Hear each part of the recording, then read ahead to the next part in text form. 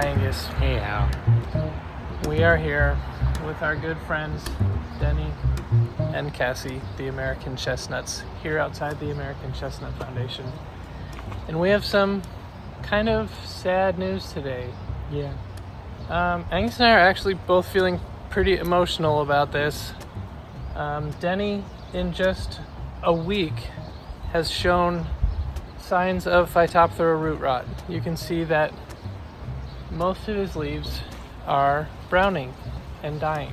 While this is incredibly sad news, it's a good opportunity for us to talk about Phytophthora root rot. So, Phytophthora root rot is a disease that kills chestnut trees, and it's caused by an organism called Phytophthora cinnamomi, and it's in the class Omycete. It's just a little microbe, a microorganism. It's not a fungus, but it acts very similarly, and it lives underground in the soil, and it attacks the roots of lots of different plant species, but it will kill the chestnuts. Unlike the blight, which can't survive in underground and it can't attack the root system, Phytophthora can actually attack the root system of a chestnut.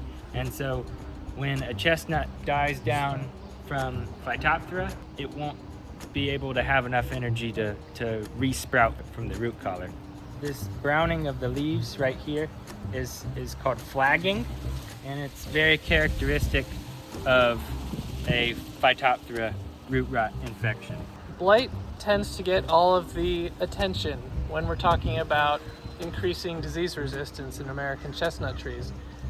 But Phytophthora root rot, also known as ink rot, has actually been in this country longer than the chestnut blight has. It's believed to have been introduced either in the late 1700s or early 1800s, and it primarily affects trees in the southern range of the American chestnut because it can only survive in places where the ground doesn't freeze solid for extended periods of time. And it really likes hot and wet soil, and so it's really bad in the south. Basically anywhere from around the southern edge of Pennsylvania southward in the United States, American chestnuts can experience Phytophthora root rot. However, Phytophthora root rot is going to become more and more of a problem as the climate warms. And we may see in the next 50 years or so that chestnuts all the way up into the Northeast may start experiencing Phytophthora root rot. So it's one of the two diseases that the American Chestnut Foundation is working to increase resistance to. But if we go and visit Cassie, let's take a look at how she's doing. She is showing some dieback right here and right here. Not as bad as Denny, but we'll just have to wait and see if Cassie is gonna be able to make it or not.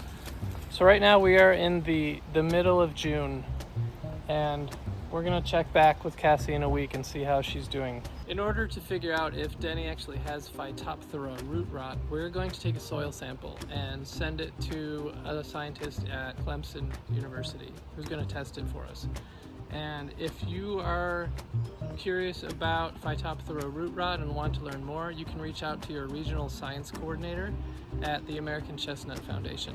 You want to take a soil sample that's a foot deep, and then you want to take multiple soil samples so you get a good comprehensive analysis of your soil. This is a really small area, so we're just going to take 2 soil samples, but usually you'd want to take a lot more for a larger area.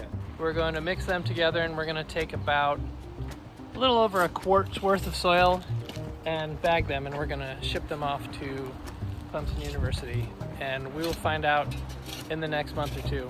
So we'll check back in with you, and please send good vibes to Cassie and Denny, and let's hope at least Cassie pulls through. Thanks for watching. See you next week.